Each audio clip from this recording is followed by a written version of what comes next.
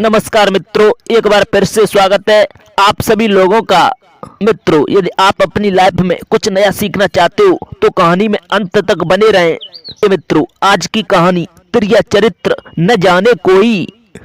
मित्रों, आज की कहानी बहुत ही ज्ञानवर्धक एवं जीवन में काम आने वाली है। जिसने यह कहानी पूरी सुन ली वह अपने जीवन में कभी धोखा नहीं खाएगा। मित्रों, कहानी मनगढ़ंत नहीं होती बल्कि हमारे जीवन में एक नई सीख व समझ प्रदान करती हैं। तो कहानी शुरू करने से पहले यदि आप हमारे चैनल पर नए जुड़े हो तो वीडियो को लाइक और चैनल को सब्सक्राइब अवश्य कर लें। प्रिय मित्रों, देर ना करते हुए कहानी शुरू करते हैं। प्रिय मित्रों, एक गांव में रामनाथ नाम का एक ब्राह्मण रहता था। उसकी पत्नी का नाम सर्ववती था। रामनाथ के अन्य भाई उससे अलग रहते थे। रामनाथ के घर कोई संतान नहीं थी। वे केवल दो ही प्राणी अकेले रहते थे।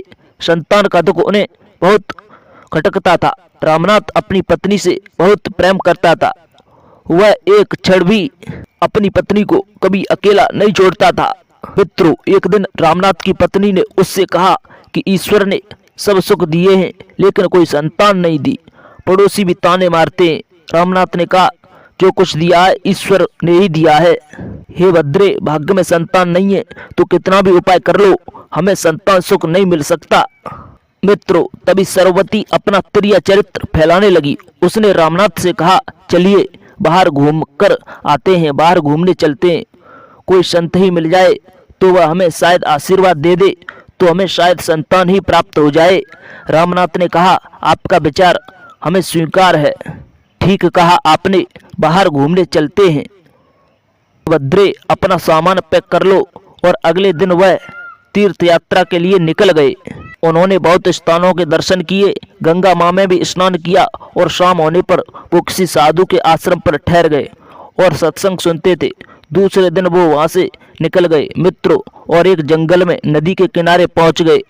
प्रिय मित्रों, उन्होंने वहां स्नान किया और अपना खाने का सामान निकाल कर खाया। अब उन्हें कुछ समय के बाद रुकने का ध्यान आया तो वहां से 1 मील दूर स्थित आश्रम की ओर चल पड़े। बीच में धूप के कारण वे दोनों एक पीपल के पेड़ के नीचे रुक गए। प्रिय मित्रों, वे वहां लेट गए। मित्रों, उन दोनों को थकान के कारण गहरी नींद में सो गए। कुछ समय बाद रामनाथ जागा और उसने देखा कि उसकी पत्नी को एक काला सांप काटकर जा रहा है। अब रामनाथ घबरा गया और तब उसकी पत्नी की मृत्यु हो चुकी थी। अब वह स्त्री के मुंह में आत्महत्या करना चाहता था। तब तक वहां साधारण वेश में शिव और पार्वती प्रकट हो गए। शिवजी ने कहा, तुम इतने दुखी क्यों दिखाई दे रहे हो वत्स, कारण क्या है? रामनाथ ने कहा, मैं अपनी पत्नी के बिना जीवित नहीं रह सकता। शिवजी ने कहा, मुझे कुछ सिद्धि प्राप्त है। आपकी पत्नी की उम्र बस 35 साल ही थी। अब उसकी उम्र पूरी हो चुकी है, इसलिए वो सर्प उसे काट कर चला गया। अब हे वत्स, आप उसे जिंदा करना चाहते हो तो आप उसे अपनी उम्र के 20 साल दे सकते हो। आपको पता नहीं है, आपकी उम्र सिर्फ 70 साल है और यदि आप अपनी 20 साल अपनी पत्नी को दे दो तो वह जिंदा हो जाएगी और आप 20 वर्ष पहले मर जाओगे और आप दोनों साथ साथ मरोगे। और हे रामनाथ, ध्यान रहे ये बात तुम कभी अपनी पत्नी को मत बताना। देखिए, उस रामनाथ ने तुरंत हाँ कर दिया। महादेव ने संकल्प लिया। संकल्प जल पृथ्वी पर गिरते ही मित्रों रामनाथ की पत्नी जिंदा हो गई और वह खड़ी हो गई। महादेव पार्वती वहां से अंतर ध्यान हो गए। प्रिय मित्रों, तभी पत्नी उठी और बोली, आज तो हमें बहुत गहरी नींद आ गई थी। अब वो दोनों महात्मा की कुटिया की ओर चलने लगे और वो वहां पहुंच गए। कुछ समय रहने के बाद एक दिन रामनाथ नहाने गए। तभी एक महात्मा भेष दुरात्मा के भेष में आया और वह महात्मा नहीं दुरात्मा ही था। प्रिय मित्रों, उसकी पत्नी से बातें करने लगा और पत्नी ने आप बीती बताई। उसने कहा, आपके भाग्य में 2 संतानें हैं पर आपके पति को श्राप है, वो आपको संतान नहीं दे सकता। वो कहने लगा, मैं आपकी इच्छा पूरी कर सकता हूँ। हे प्रिय, आप उसे छोड़ दें, मैं आपकी इच्छा पूरी कर सकता हूँ। अब चाहे मुझे अपनी सारी तपस्या ही खत्म क्यों नहीं करनी पड़े।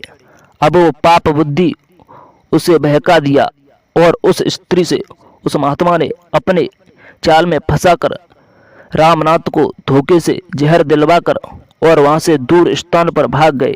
प्रिय मित्रों, उसी स्थान पर एक दूसरे तपस्वी महात्मा आए तो उन्होंने रामनाथ को इस हालत में देखा, ऐसी अवस्था में पड़े हुए देखा तो घबरा गए।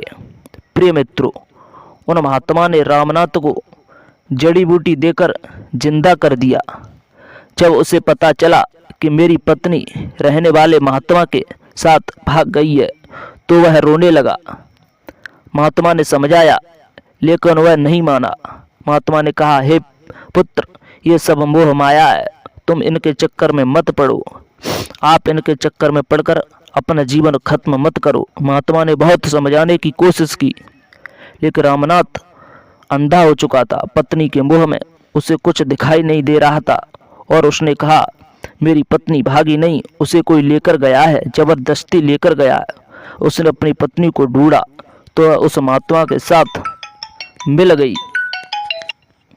रामनाथ ने कहा, हे भद्रे, तुम इनके साथ क्यों आई हो?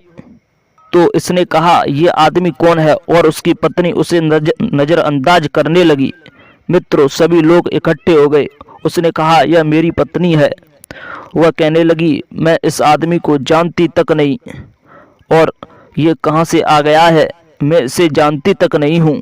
प्रिय मित्रों, रामनाथ बहुत दुखी हो गया और वह कहने लगा, ठीक है, यदि तुम मुझे नहीं जानती तो मैंने कहा कि यदि आप मेरी पत्नी नहीं हैं तो मैं कहता हूँ आप संकल्प लें कि मैंने जो कुछ तुम्हें दिया है वह मुझे वापस कर दें, संकल्प कर दें।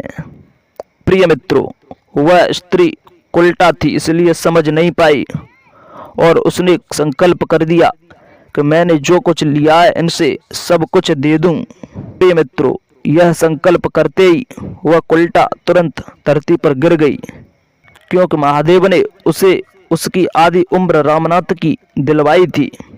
प्रिय मित्रों, इस कहानी से सीख मिलती है कि हमें धोखाधड़ी से बचना चाहिए और सतर्क रहना चाहिए। अपने जीवन में कभी ऐसी धोखाधड़ी से कभी जूझना नहीं चाहिए।